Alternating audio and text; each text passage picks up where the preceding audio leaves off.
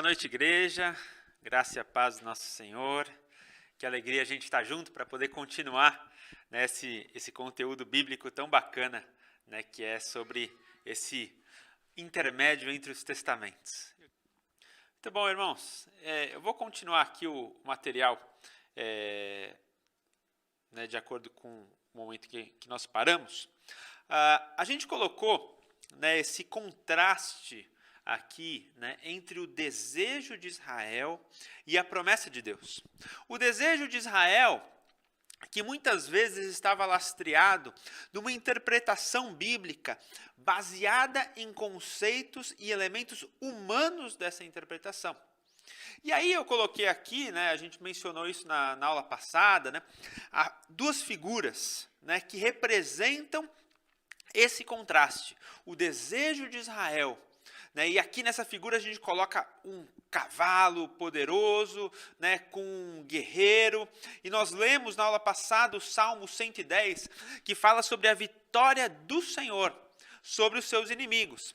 E nós mostramos a partir desse entendimento como o desejo de Israel estava muito ligado à materialidade dessa promessa e o seu cumprimento apenas do ponto de vista físico e não do ponto de vista espiritual.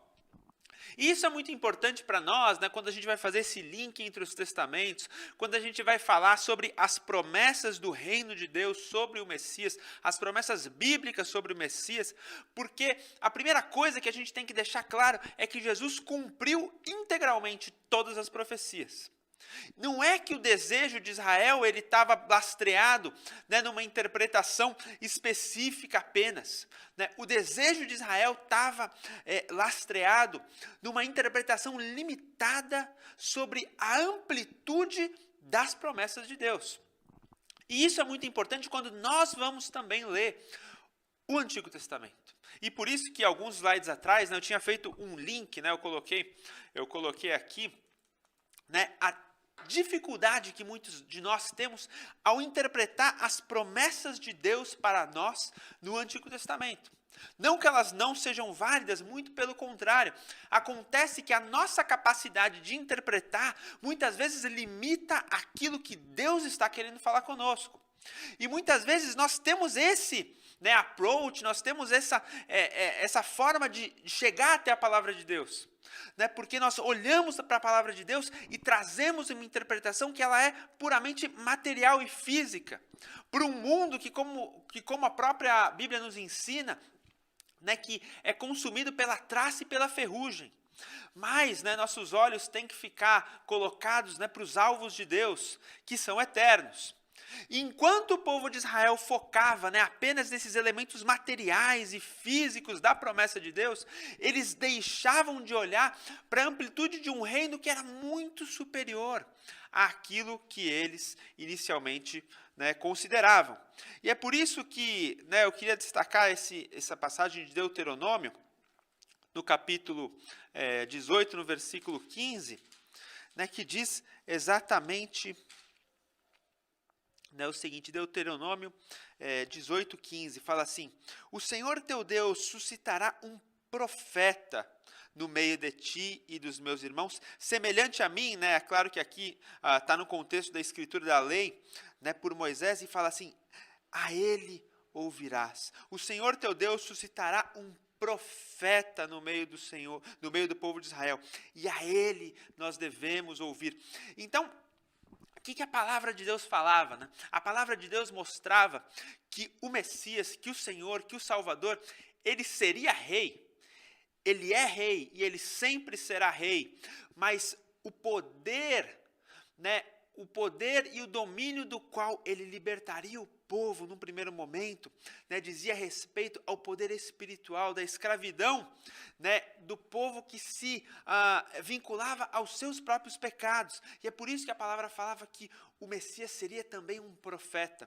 Algo que o povo, né, não percebeu e por isso não conseguiu reconhecer a grandiosidade das promessas de Deus e a grandiosidade, né, de todos os detalhes do ministério de Jesus que já estavam profetizados no Antigo Testamento.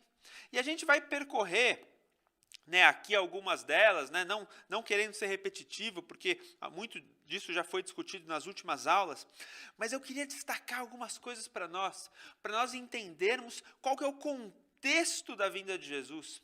E nós vamos entender isso sobre, né, uma perspectiva intertestamentária, e nos próximos slides vocês vão entender, né, de maneira muito clara qual que é o contexto da história que o povo de Israel vivia nesses anos e quais foram os motivos que os fizeram cegar por uma sem par de promessas sendo cumpridas dia após dia pelo Senhor Jesus, né? Tantos e tantos detalhes que ele cumpriu, né, a rodo, e facilmente alguém poderia identificar e falar assim, olha, mas o Senhor Jesus, ele cumpriu mais uma promessa do Messias, e passava mais um dia, e ele cumpria mais uma promessa sobre a vinda do Messias, e o povo não conseguiu perceber isso, tamanha, né, a escravidão sobre as métricas dessa vida, tamanha, né, as escamas que estavam sobre os seus olhos, né, como dizia o próprio Senhor, né, que fazia com que eles olhassem apenas para o que era material. E aí a gente vai, né, navegar por algumas dessas promessas, e assim, quando a gente vai ler a palavra sob essa ótica, né, algum leitor, né, do Novo Testamento fala assim, puxa, mas era tão óbvio que ele era o Messias. Mais uma promessa cumprida, e mais uma promessa cumprida, e mais uma promessa cumprida, mas tudo estava de acordo com o propósito divino. E a gente vai entender isso depois, né, na leitura de Romanos. Mas antes eu queria destacar, né, novamente alguns dessas promessas que foram cumpridas por Jesus, a começar, né, pela de Isaías, no capítulo 7, que fala sobre o nascimento, né, especial e espiritual, né, do Senhor, né, do milagre dele nascer né, pelo Espírito Santo. Então, Isaías, vamos começar, capítulo 7, se o pessoal for nos acompanhar aqui, a gente está na revista atualizada. Capítulo 7, então, versículo 14 de Isaías diz o seguinte, portanto, o Senhor mesmo vos dará um sinal, eis que uma virgem conceberá e dará à luz ao seu filho, e ele se chamará Emanuel. Né? Emanuel, a gente sabe que é uma palavra que significa Deus conosco. Né? Então, aqui, né, eu quis destacar esse versículo porque essa passagem ela já fala muito sobre o próprio Jesus, mas uma coisa, né, que a gente, os nossos olhos eles são treinados para a gente ver o natural, né? E a primeira coisa que chama a nossa atenção, a primeira coisa que a gente observa aqui é falar assim, bom, tudo bem, o nascimento de Jesus, ele era espiritual, a começar, né, porque Deus estava quebrando aqui uma maldição.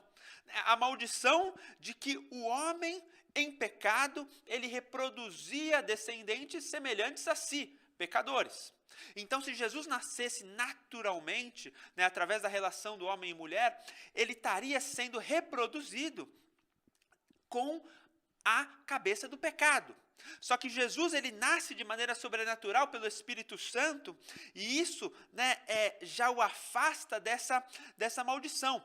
Mas a principal coisa que eu quero destacar aqui para vocês, né, é essa palavra aqui, Emanuel.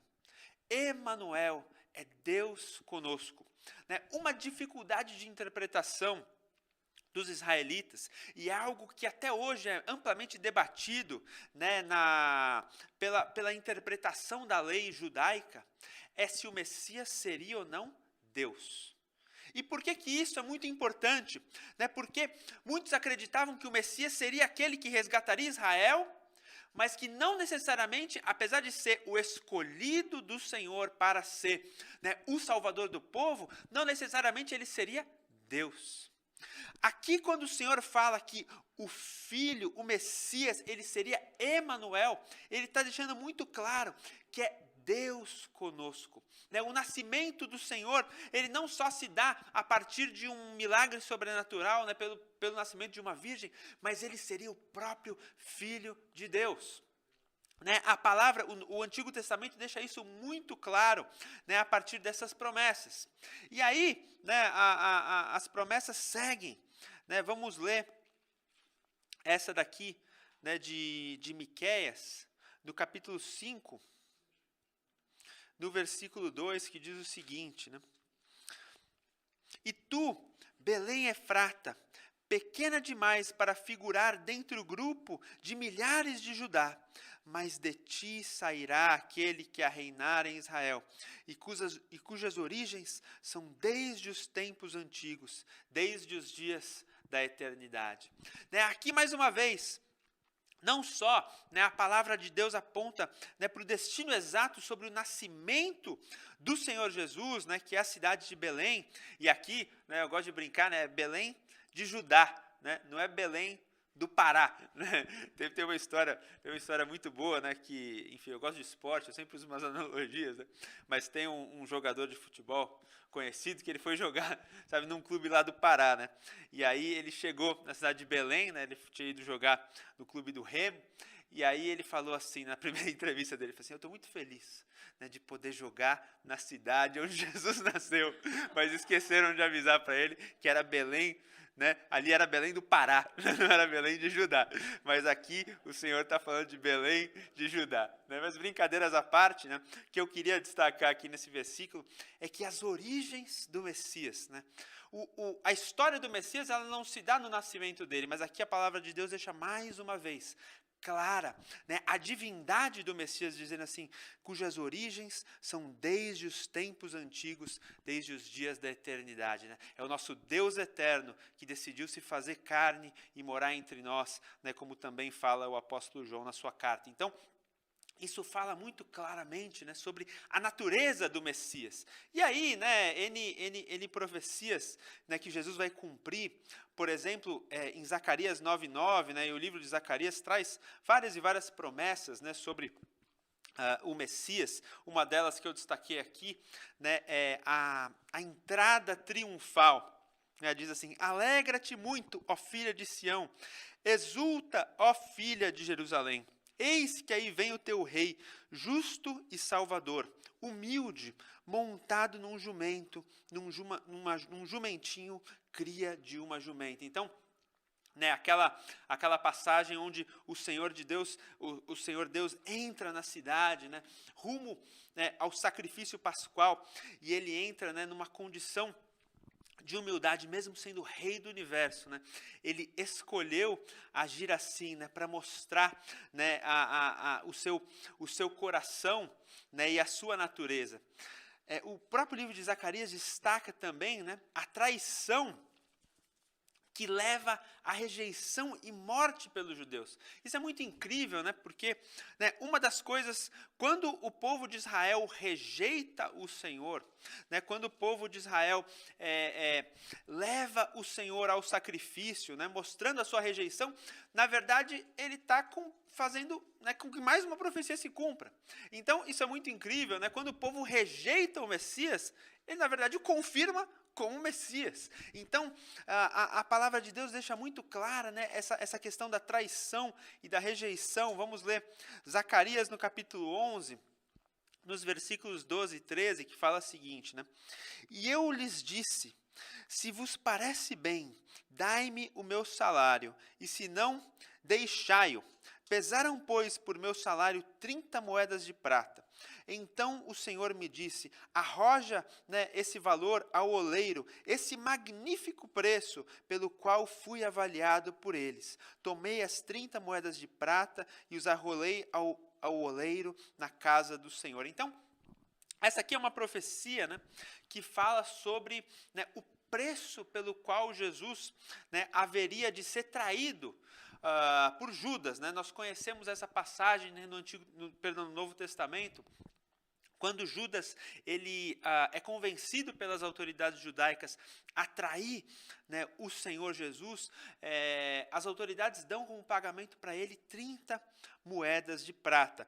Cada moedinha de prata, só para a gente ter um contexto aqui, era equivalente a um dia de salário de um trabalhador. Então aqui a gente está falando mais ou menos como se fosse um salário mínimo. E aí, eu creio que a palavra coloca de uma forma, de certa forma, até irônica, aqui, dizer assim, olha que magnífico preço, né? Como que o Senhor do Universo, né, foi traído por tão pouco valor. E a consequência disso, né, é a sua morte e rejeição. E aí vamos ler no capítulo 12, nos versículos 10 e 11, que diz o seguinte, né? E sobre a casa de Davi e sobre os habitantes de Jerusalém derramarei o espírito da graça e de súplicas. Olharão para o Senhor aquele a quem traspassaram, né? Ou seja, aquele que foi, né, cortado pela lança e pela espada, e o prantearão como quem pranteia por um unigênito, e chorarão por ele como se chora amargamente pelo primogênito. Então, aqui, né, e a gente vai ler daqui a pouco a grande passagem de Isaías, né, que é talvez a mais impressionante de todas as profecias sobre a vinda do Messias. Aqui a gente está falando muito claro, né, sobre o choro de Israel, né, o choro daqueles que olhavam para o fato de Jesus ter sido traspassado pela lança, pelo fato de Jesus ter sido traído e a sua traição ter levado à sua morte pelos judeus através, né, das mãos dos romanos. E aí, finalmente, na última passagem aqui de Zacarias, que a gente destaca, né, no 13, versículo 7, que fala sobre como depois os próprios discípulos de Jesus, eles fugiriam e o deixariam sozinho nesse momento, né? No 7, quando fala assim, desperta, ó espada, contra o meu pastor, e contra o homem que é o companheiro, diz o Senhor dos Exércitos. Eu ferirei o pastor, e as ovelhas ficarão dispersas, mas eu volverei a mão para aqueles pequenininhos do meu povo. Então, esse próprio versículo, né, quando nós vamos ler o Novo Testamento, ele é citado, né, pelos discípulos como a própria confirmação daquele momento, né, de fuga dos discípulos quando Jesus é largado sozinho, né, com exceção ali de João e Pedro que ali vão se esgueirar, mas só para dar aquela xeretadinha, né, mas não agem ali enquanto o Senhor é traído e consequentemente morto. Mas isso mostra, né, cumprimentos proféticos dentro do próprio Antigo Testamento, né? A gente poderia citar muitos outros, mas eu quero parar um pouquinho mais, né, nessa passagem de Isaías. E por que a gente destaca, né, essa passagem de Isaías, né?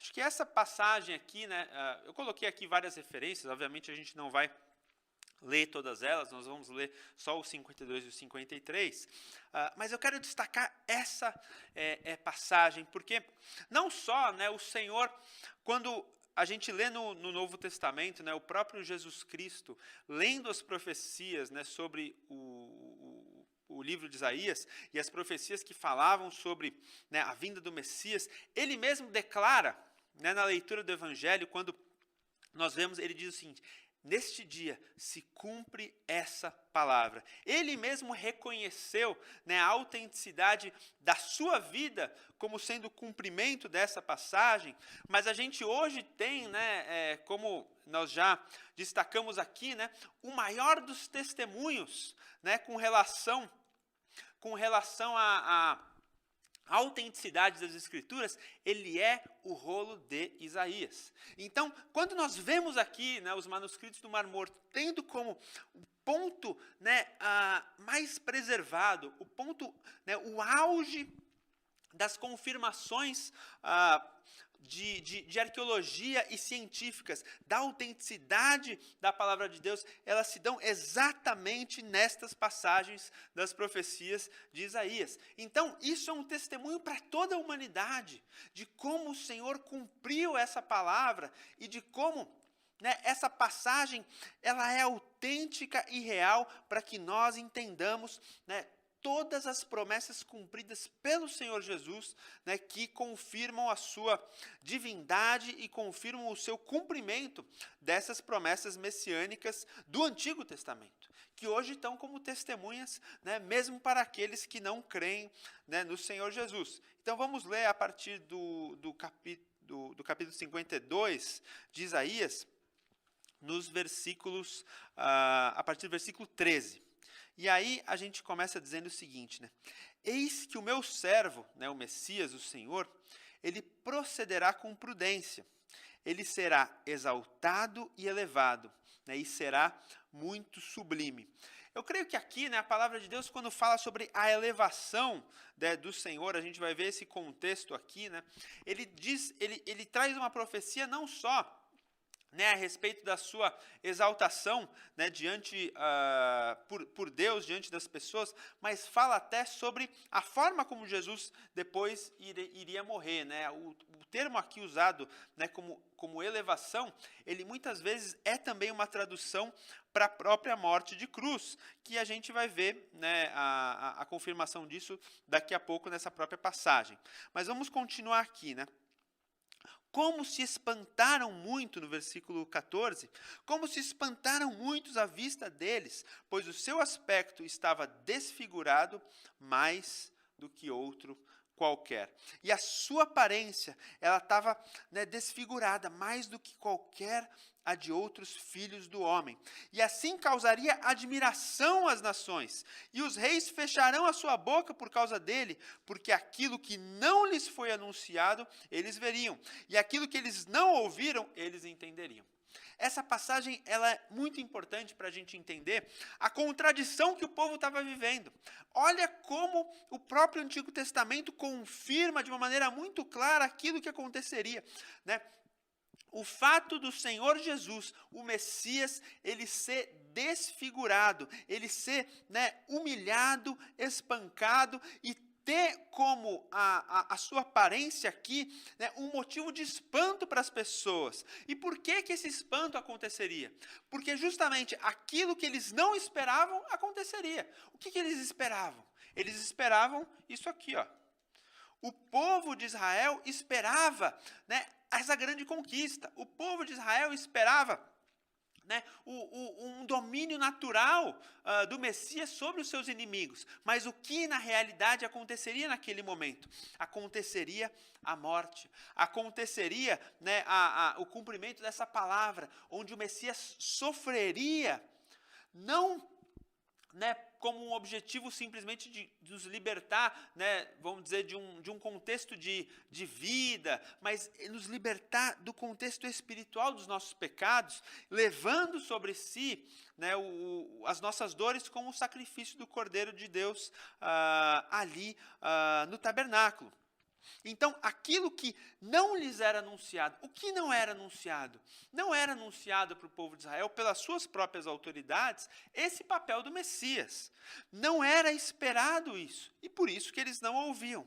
E, finalmente, era aquilo que aconteceria. E aí, continuando no versículo 1, né, do capítulo 53. Quem creu em nossa pregação, e a quem foi revelado o braço do Senhor, porque ele foi subindo como um renovo perante ele, e como raiz de uma terra seca. Ele não tinha aparência nem formosura. Olhamo-no, mas nenhuma beleza havia que nos agradasse. Ele era desprezado e o mais rejeitado entre os homens, homem de dores, que sabe o que é padecer, e como um de quem os homens escondem o rosto, ele foi desprezado e dele nós não fizemos caso. Então, olha que impressionante de novo, né, esse contexto diz o seguinte, né, fala sobre o desprezo que o Messias sofreria pelo povo, sobre a sua rejeição, pessoa que, né, sofreu com dores e que ainda assim, né, o povo dele não fez caso. Mas qual que é a consequência disso para nós? Né? Qual que é o fruto disso para as nossas vidas? No versículo 4.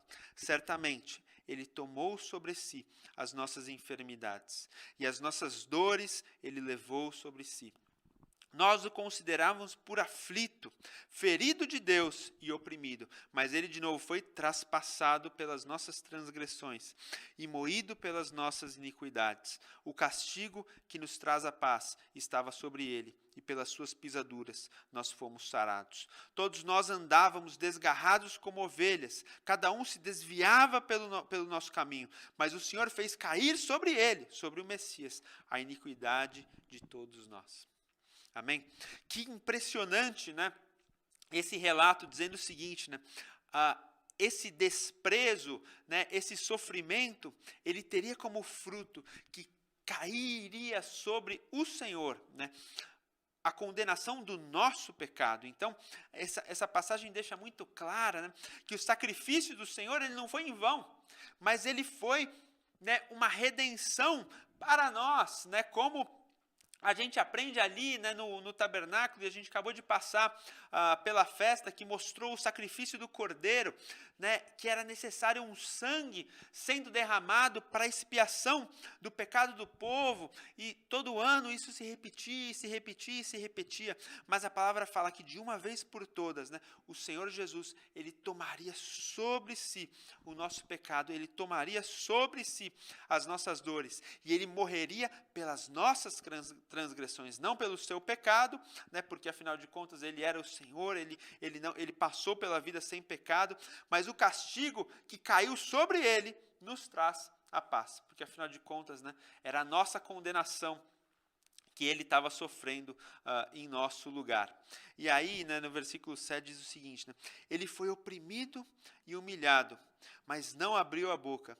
Como um cordeiro, né, a referência que a gente já falou, ele foi levado ao matadouro. E como ovelha muda perante os seus tosqueadores, ele não abriu a boca. Né? Por juízo opressor ele foi arrebatado, e da sua linhagem quem dela cogitou? Porque ele foi cortado da terra dos viventes, por conta da transgressão do meu povo, foi por ele ferido. Então, essa passagem deixa claríssimo, né, o fato de que Jesus, de fato, morreria por nós. Né? Não só ele sofreria pelos nossos pecados, mas, consequentemente, ele passaria pela morte para nos resgatar. E aí, né, esse versículo 9 também é uma profecia que o Senhor cumpre, né, ao dizer o seguinte, né, designaram-lhe a sepultura com os perversos, né, fazendo referência ao fato de ter sido crucificado ao lado de pecadores, mas com o rico esteve na sua morte.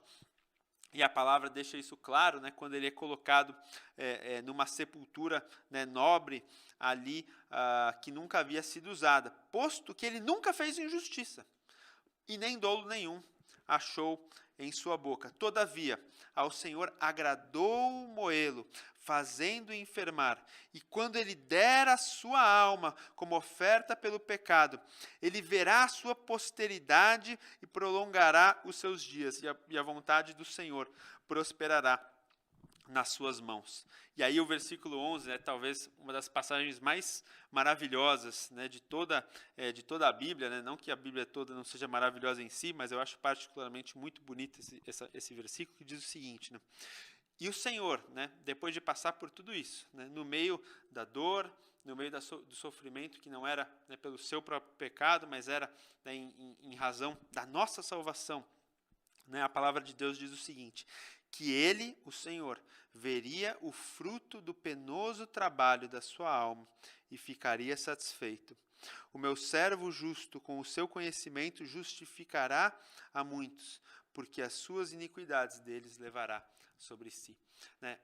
O Senhor ele olhou para a humanidade, né? Ele estava estendido na cruz, e ele olhou para aquelas pessoas, né? Ele olhou e havia ali aqueles que o condenaram, havia ali aqueles que o traíram, né? E mesmo sendo traído e sofrendo, né, esse peso, a palavra fala que ele veria, né, o fruto do penoso trabalho da sua alma, e ele ficaria satisfeito. Então, o que essa passagem mostra? Né? A satisfação do Senhor, mesmo no meio da dor, mesmo no meio do sofrimento, como ele olhou para nós, e ele conseguiu ver, mesmo em meio, né, à dor, ele conseguiu ver o fruto da sua dor.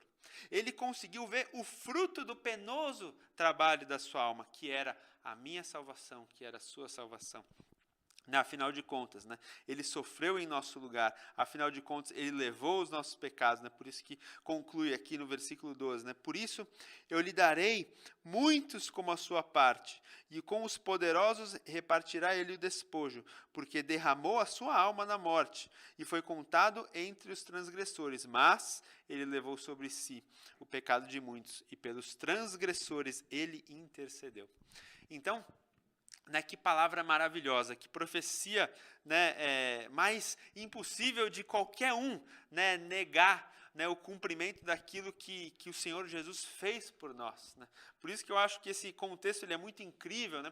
Como o Senhor usou a própria rejeição do povo de Israel para fazer cumprir a sua palavra, e não só para fazer cumprir a sua palavra, mas fazer cumprir o seu propósito redentor.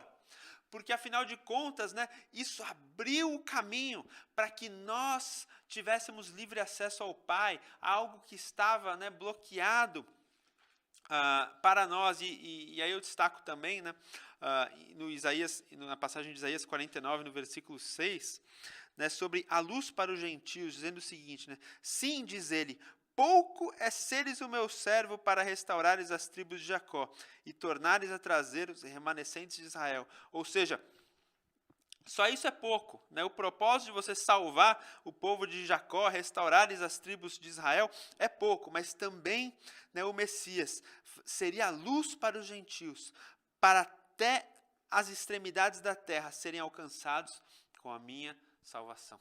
Né? Glória a Deus, porque o Senhor não se limitou, né, às fronteiras de Israel, mas ao cumprir todo esse propósito divino, ele abriu os caminhos para que a palavra de Deus fosse proclamada e declarada até os confins da terra, né, fazendo com que aquele véu que separava, né, o homem do santo lugar ele fosse rasgado, né, não só fisicamente, né, como a palavra fala que aconteceu quando o Senhor Jesus, né, entrega a sua alma, mas profeticamente, né, fazendo com que a palavra de Deus se estendesse, né, para todos os gentios. E isso ele é um cumprimento interessante de uma profecia lá do Antigo Testamento que daqui a pouco a gente vai falar, né, que é justamente a questão da aliança. E quando a gente fala, né, sobre a palavra de Deus alcançando, né, vamos dizer, fora das fronteiras de Israel, a gente tem que lembrar e entender qual que era o propósito original de Deus para o próprio povo de Israel.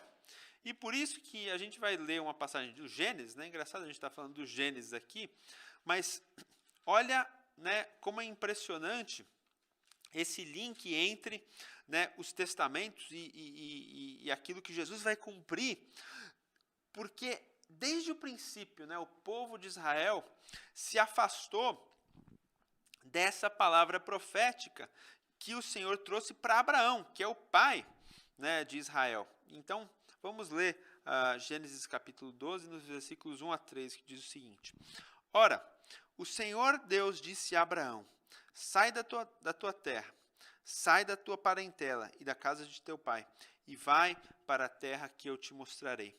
A partir de você farei uma grande nação, e te abençoarei, e engrandecerei o teu nome. Seja você uma bênção. Abençoarei aqueles que te abençoarem, e amaldiçoarei aqueles que te amaldiçoarem. E em ti serão benditas todas as famílias da terra. Eu destaco aqui, né? Em ti serão benditas todas as famílias da terra. Eu creio que esse chamado de Abraão, né? Eu creio não, né? A palavra, né, nos mostra que esse chamado de Abraão é o chamado para todos nós.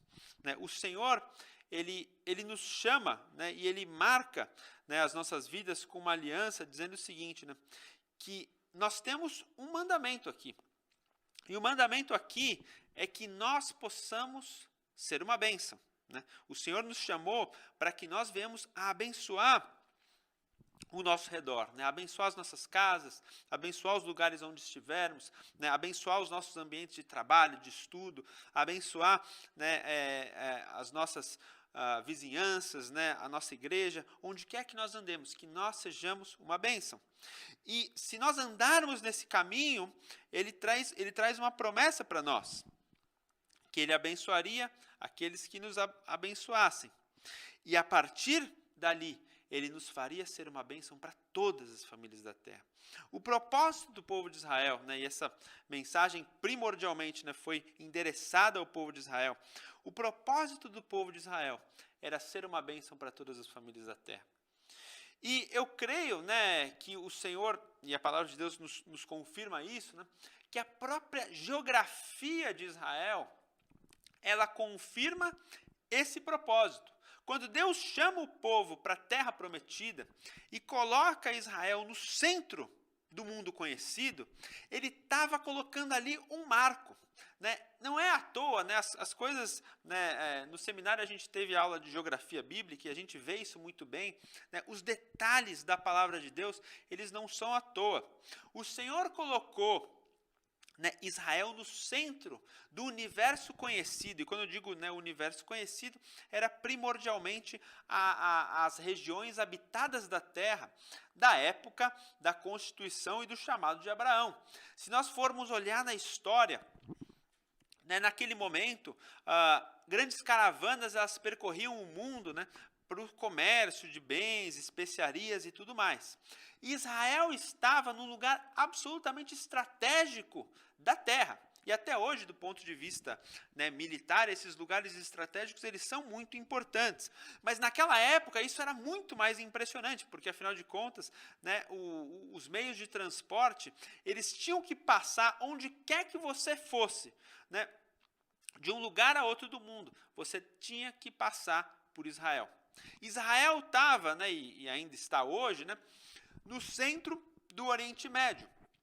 Um link importante entre a África, o norte da África, onde muita gente habitava naquela época, entre a parte central da Europa, onde também havia um grande ajuntamento de pessoas, e o extremo Oriente. Se você fosse andar do Oriente, levando uma especiaria qualquer, para o norte da África, você tinha que passar por onde? Por Israel. Se você fosse andar da Europa até né, o deserto, ali, as regiões desérticas, né, da Mesopotâmia, você tinha que passar por Israel. Se você fosse levar qualquer tipo de bem ou mercadoria, você tinha que passar por onde? Por Israel. Né? Isso não é à toa, o Senhor colocou Israel no centro do universo conhecido, para que o povo fosse uma bênção para todas as famílias da terra. Né? E é claro que Deus, né, trouxe a sua lei, né, como uma forma de preparar o povo para o cumprimento dessa promessa. É claro que Deus já sabia de antemão o que aconteceria, e a gente vai entender um pouco mais profundamente isso, até para a gente entender o contexto da rejeição do próprio Messias, e como isso veio a cumprir uma série de promessas que Deus já havia colocado para o povo. Mas isso vale porque essa aliança que Deus tinha com o povo, ela era eterna. Porque Deus não descumpriu a sua palavra. Acontece que o povo não cumpriu a sua promessa. Né? Deus ordenou de maneira muito clara, né, que o povo fosse uma bênção para todas as famílias da terra. Mas o que a gente sabe, né, ao longo da história é que Israel, né, no máximo, malemar, né, foi uma bênção para si próprio. Mas eles fecharam as portas. Né, e até hoje o povo de Israel fecha as portas para compartilhar a palavra com as outras pessoas. Né, o povo de Israel não atribuiu para si a função de levar a palavra de Deus e fazer apresentado o Senhor para as outras pessoas. Até hoje, se você conversa, né, com alguém do povo de Israel, conversa com um estudioso, né, da lei judaica, né, eles não vão ter esse valor de levar a palavra de Deus.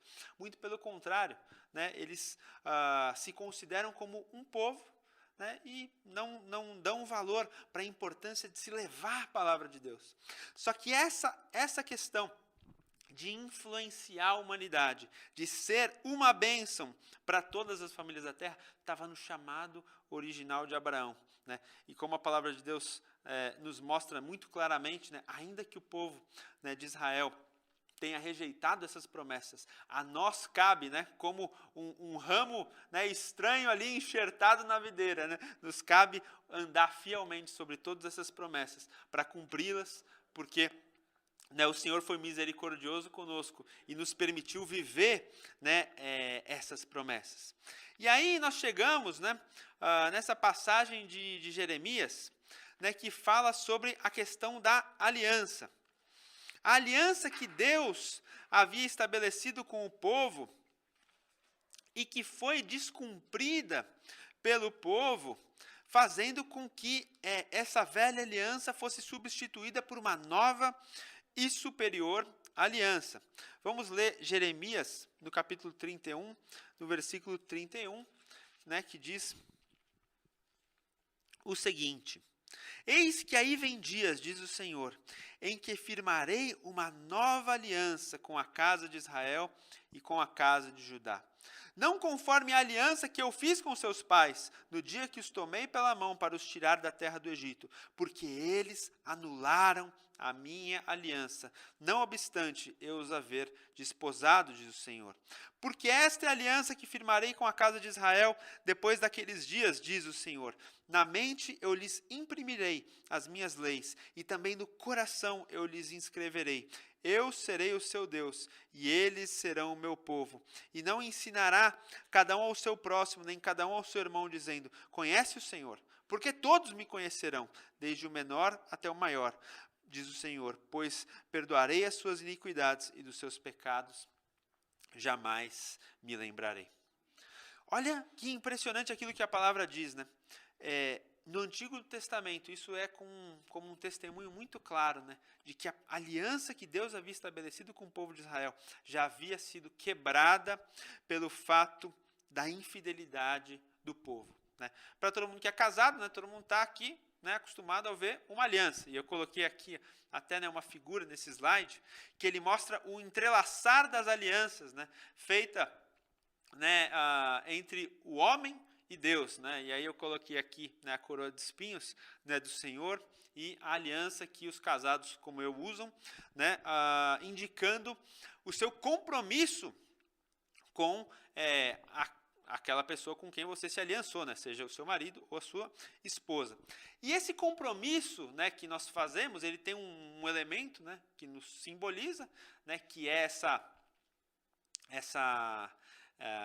aliança dourada, né, de ouro em geral, que mostra, né, algo infinito, né, porque não tem começo e não tem fim, né, a aliança ela não tem pontas, não tem arestas, né, ela não tem começo e não tem fim, mas ela tem, como toda aliança, um pressuposto. A aliança ela é válida sob um mandamento de fidelidade. Tanto é que a única exceção, né, que o próprio Senhor Jesus abre para uma separação lá no Novo Testamento, é um caso de infidelidade conjugal. A infidelidade conjugal ela pode romper uma aliança. E é exatamente aqui é isso que acontece entre Deus e o povo de Israel.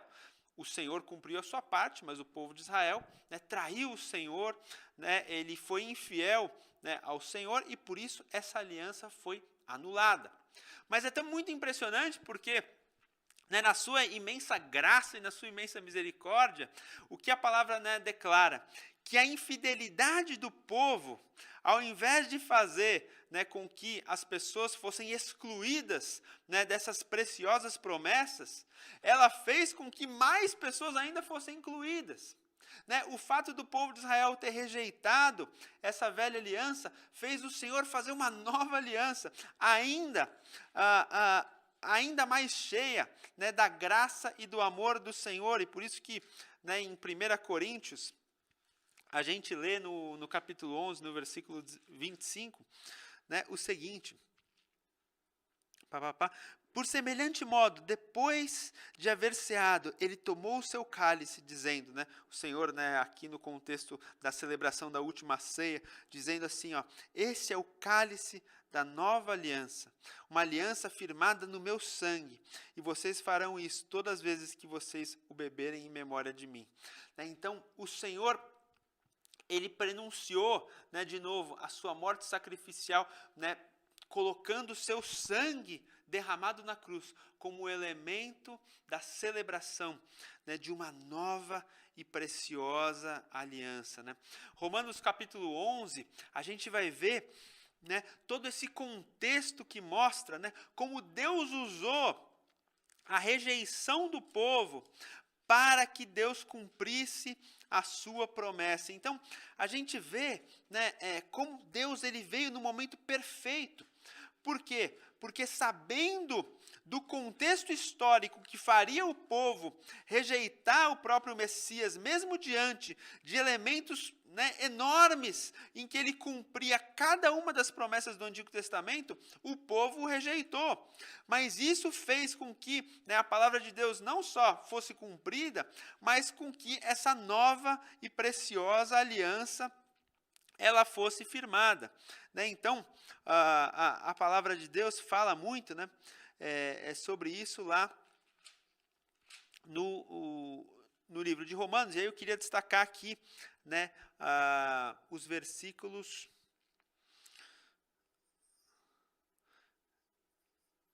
22, que fala assim, né, a bondade e a severidade de Deus para com os que caíram, mas a bondade de Deus nela permanecendo, doutrora nós também seríamos cortados dessas preciosas promessas. E também, se eles não permaneceram na incredulidade, eles seriam enxertados, pois Deus é poderoso para novamente os enxertar. Pois eles foram cortados pela sua natureza, e oliveira brava, contrária à natureza da videira verdadeira, foram enxertados em boa árvore. Quanto mais eles, o povo de Israel, não seriam novamente enxertados na sua própria oliveira, aqueles que são ramos naturais.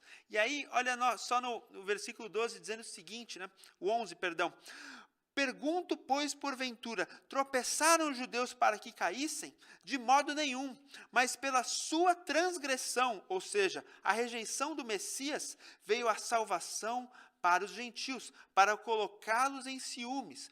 Ora, se a transgressão deles, a rejeição do Senhor, redundou em riqueza para o mundo, e o seu abatimento em riqueza para os gentios, quanto mais a sua plenitude.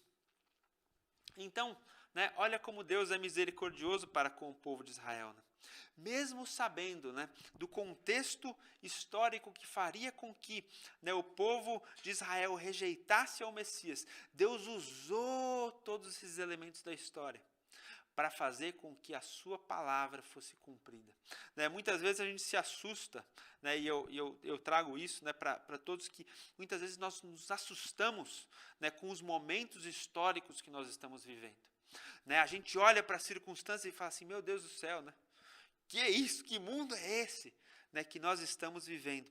Mas o que a palavra de Deus mostra muito claro, desde o início da história até hoje, né, que tudo aquilo, né, que acontece, Deus, né, mexe os peõezinhos, né, do jogo de xadrez da história, né, e ele nunca é pego, né, de surpresa. O Senhor, né, move reis, o Senhor tira reis, o Senhor permite que as circunstâncias mais adversas possíveis aconteçam, mas em todas elas, Ele cumpre os seus propósitos e Ele cumpre a sua palavra. Né, a gente está vivendo um mundo, né, de circunstâncias muito esquisitas. A gente olha, né, e pode, né, numa primeira reação, ficar com medo. Não que nós não devemos ter, né, os cuidados necessários para o mundo que a gente vive, mas o que a palavra de Deus mostra, né, de maneira muito clara, é que Deus usa todas essas circunstâncias por cumprimento dos seus propósitos. Nada passa desapercebido diante do Senhor. E o Senhor sempre usou, né, os elementos da história para fazer cumprir a sua palavra e para fazer cumprir as suas promessas. E essas palavras e promessas, elas não vão cair vazias, mas elas vão se cumprir na minha e na sua vida. E o Senhor vai usar as circunstâncias mais malucas da humanidade, né, para fazer cumprir a sua nova aliança. E mesmo, né, que a gente esteja vivendo um período tão esquisito, isso vai também, né, levar ao cumprimento da glória do Senhor. E a gente vai ver isso, né, na sucessão dos impérios que promoveram essas características até chegar aqui nesse contexto de rejeição do Messias. Então, quando a gente fala desses elementos da palavra de Deus, né, a gente tem um objetivo muito claro, é entender o contexto histórico que fez com que o povo de Israel se organizasse da forma como se encontrava, né, ali nos tempos de Jesus, e como que isso levou a essa rejeição. Porque a gente olha para a palavra de Deus e fala assim, meu Deus, mas são promessas muito óbvias. Qualquer um podia observar e falar assim, não, mas Deus, o Senhor Jesus cumpriu todas essas promessas. E mesmo assim o povo rejeitou. Mas tudo isso se enquadrava dentro de um contexto que ele foi se organizando aqui, né, nesse período interbíblico. Então, entender o contexto histórico desse período interbíblico nos faz entender como o povo de Israel conseguiu, né, fazer a proeza quase de rejeitar um Messias que cumpria, cada vez que ele andava, ele cumpria uma promessa diferente, né, do Antigo Testamento. Então, como isso aconteceu? Né, isso aconteceu, de novo, por uma sucessão de acontecimentos históricos, onde Deus foi mexendo os pauzinhos da história, para fazer com que, né, aquele contexto e aquele elemento, né, de ambiente que cercava a sua vinda fosse, né, aquele designado para ser do tempo onde o Senhor viria para a terra. Então, essa sucessão de impérios aqui, né, a gente vai ter, né, uma mini aula de história aqui nesses próximos slides, né, mas eu vou retomar, porque essa aqui é uma parte um pouco mais complicadinha do material, eu vou retomar isso no início da aula que vem, para a gente ter esse elemento aqui bem fundamentado. Mas a gente vai ver, irmãos, como cada vez que um império passava, né, pela história de Israel, Deus fazia com que a sua promessa de novo se cumprisse. Então, né, um dos grandes desastres, né, do povo de Israel, ele começa no ano de 720 a.C. E esse contexto ele é narrado, né, não só, né, nos livros ali dos reis, mas também esse contexto ele começa ali nos livros de 1º e 2º Samuel, e ele vai percorrendo, né, os idos de 1º e 2º livro de Reis, onde o povo de Israel ele vai continuamente desobedecendo, né, as ordenanças do Senhor, e Deus vai trazendo profetas que, né, na tentativa de levar o povo ao arrependimento, eles apontavam para a palavra de Deus e falavam o seguinte: olha, a aliança, ela tem elementos de bênção e também tem elementos de maldição. E a desobediência do povo vai levar ao cumprimento de algumas maldições. E uma das maldições que a palavra de Deus trazia para o povo de Israel, né, que eram consequência da sua desobediência, era o fato deles serem derrotados por nações estrangeiras. Mas o povo de Israel já tinha vivido esse contexto, né, de ser vítima de várias agressões estrangeiras, né, desde o livro de Juízes. Só que nunca antes, né, o povo seria dominado por uma nação tão cruel quanto a nação, né, assíria. Todo esse contexto aqui eu não vou me demorar, mas você pode encontrar ali no finalzinho do livro dos Reis. Né, o povo assírio era um povo que vivia no norte de Israel, né, não à toa, né, a primeira vítima do povo assírio foi, né, o reino do norte de Israel, né, e a gente vê esse contexto, né, depois da morte de Salomão, em que o reino ele acaba se dividindo entre duas metades, né? O reino do norte, que era também chamado de reino de Israel, ou o reino do sul, também chamado do reino de Judá. E o reino do norte estabelece para si continuamente reis desobedientes, e o povo acaba, né, por influência desses reis, né, se afastando do Senhor. Né, e eles começam uma história, né, triste de idolatria, né, eles abandonam, né, até, né, para fazer com que o povo não descesse a Jerusalém para adorar, né, eles estabelecem ali altares estranhos e começam a adotar, né, a idolatria de vários deuses, principalmente de Baal, né, e dos deuses primitivos da Palestina. E a promessa, né, de Deus de que a consequência dessa desobediência levaria, né, o domínio do povo, ela acontece dentro de um contorno particularmente duro para o povo. Porque o reino assírio ele tinha uma característica, né? Quando eles dominavam uma terra estrangeira, eles tinham o objetivo não só, né, de estabelecer um domínio, né, físico sobre esse povo, mas eles tinham a característica de também fazer uma dominação cultural. Mas essa dominação cultural ela era feita de uma forma particularmente muito cruel, onde eles pegavam as pessoas das regiões que eles dominavam e eles levavam elas, né, de maneira forçada, e eles faziam com que esse povo se misturasse com povos de outras regiões. Então, quando o povo assírio domina o norte de Israel, né, e a gente vai ver isso muito lá na frente, né, quando Jesus vai vir 700 anos depois, a consequência desse domínio. Né? Jesus anda, né, por várias cidades, e uma das regiões onde ele anda é a região de Samaria, que é a região do norte de Israel. E a gente vai ver que os israelitas, né, de Judá, que os fariseus e os saduceus, eles não gostavam daquele povo. Por quê? Porque era um povo que ainda guardava algum elemento, né, de adoração ao Senhor, mas havia misturado, né, num grande sincretismo religioso, né, a adoração do Senhor com a adoração de outros deuses. Por quê? Porque desde a época da Síria, esse povo foi sendo misturado, né, entre diferentes contextos, diferentes religiões, e durante 720 anos, eles foram perdendo a sua identidade. Né? Um dos objetivos, né, e a Síria, né, ela é um domínio espiritual do mal. Né? A palavra de Deus, né, mostra muito claramente, né, que as referências do Antigo Testamento eles são uma sombra de verdades espirituais. E por que eu estou falando isso? Né, e o que isso tem a ver com esse contexto? Né? Não só para entender, né, qual que era a realidade da geografia da Palestina que Jesus encontrou quando ele veio para a terra, e a gente vai ver, né, esse preconceito do povo de Israel para com o norte de Israel. Por quê? Porque eles haviam perdido a sua identidade. E o que isso quer dizer para nós? Né? Isso tudo ele é a sombra de um domínio espiritual.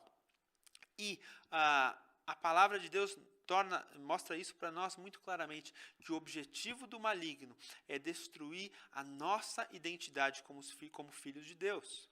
Nós precisamos, né, nos apegar muito firmemente à nossa identidade, entender quem nós somos, entender quem Deus é, para nunca permitirmos, né, o pecado destruir a nossa essência.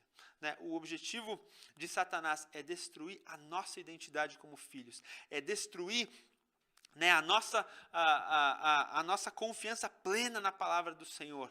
Né? E é algo que nós nunca devemos permitir com que seja roubado de nós. E esse foi o primeiro povo, né, que oprimiu de maneira muito dura, né, o povo de Israel. Né? O segundo povo que dominou a região de Israel, né, e inclusive substituiu os assírios, né, no seu domínio de toda a região do Oriente Médio, foi o Império Babilônico. E a gente vê, né, essa passagem ali, né, principalmente nos idos do profeta Daniel, quando o povo tinha sido levado para o cativeiro da Babilônia. E os babilônicos, eles tinham um approach, né, eles tinham uma forma um pouco diferente de encarar a realidade dos povos dominados. Né? O Império Babilônico, eles não tinham necessariamente o objetivo de destruir as culturas dos povos para os quais eles dominavam, e destruir as culturas dos povos aos quais eles exerciam o seu domínio. Mas eles tinham um objetivo, que era formar, né, uma grande cidade multicultural, formar, né, uma grande capital do mundo, né, onde todas as pessoas mais nobres fossem servir a esse Deus. Então, o que o povo babilônico fez? O que o rei Nabucodonosor ele fez?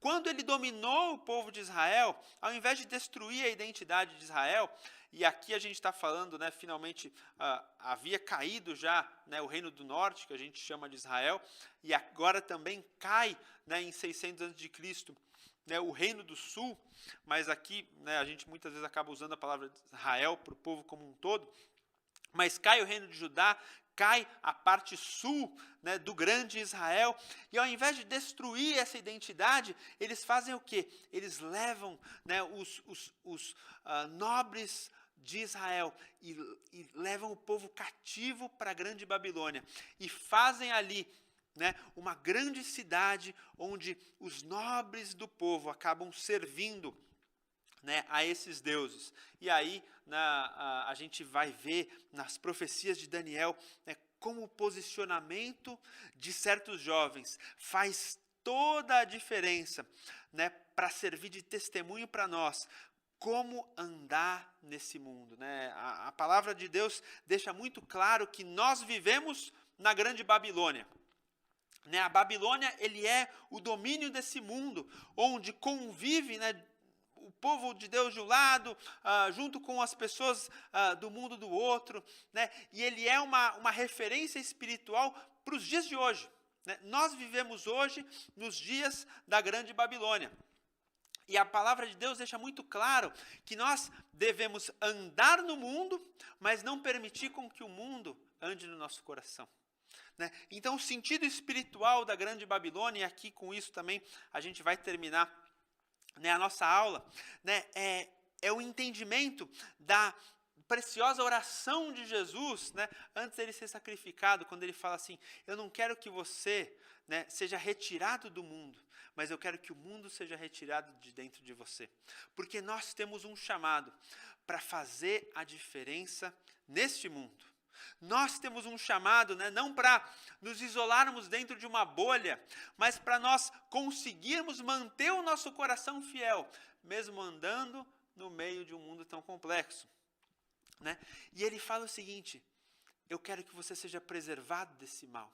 Eu quero que você, né, guarde o seu coração puro, mesmo que você ande no meio, né, do mundo, mas eu não quero que o mundo contamine o seu coração, para que você seja um farol, para que você seja, né, luz no meio das trevas, sal no meio de uma terra, né, insossa, para que você faça diferença, traga vida para as trevas nas quais nós andamos. Então, né, cada povo que vai, né, permear, né, essa história, ele vai, né, ter a sua característica. Daqui a pouco, né, a gente vai falar sobre o povo persa e como, né, o coração manso, né, do Império Persa não só permitiu com que o povo voltasse para Jerusalém, mas reconstruísse, né, o seu templo. Isso também tem um significado espiritual. Mas a mensagem final que eu queria deixar, né, para os irmãos é isso, né, que a gente possa olhar para todos esses acontecimentos do Antigo Testamento e tentar vislumbrar profeticamente, né, o que essa mensagem quer dizer para nós hoje, né, quais são os significados espirituais, né, que essa sucessão de impérios ela traz para a nossa realidade bíblica e traz para nossas vidas nos dias de hoje. E com certeza, né, nós andamos no mundo, mas que nós não possamos permitir o mundo andar dentro do nosso coração. E que como, né, uma herança do Senhor, né, nós possamos, né, fazer a diferença, ser referenciais, sal da terra e luz do mundo, né, para a glória do nosso Deus. Amém? Então, que você, né, tenha uma ótima semana, que você seja inspirado, né, por essas palavras, e a gente vai continuar navegando pela história e entendermos esse contexto precioso aí dos quais, né, o Senhor Jesus, né, fez o mundo transitar, né, sempre, né, levando os peões da história e mexendo no tabuleiro, para que finalmente o Senhor Jesus viesse, né, no tempo perfeito, na hora certa, para cumprir o seu propósito eterno, que é morrer por nós e assim abrir essa grande salvação para todo mundo, inclusive para mim e para você. Então, né, que Deus possa te abençoar e a gente possa continuar firme nessa caminhada em nome de Jesus. Né? Valeu por aqui, né, um grande abraço.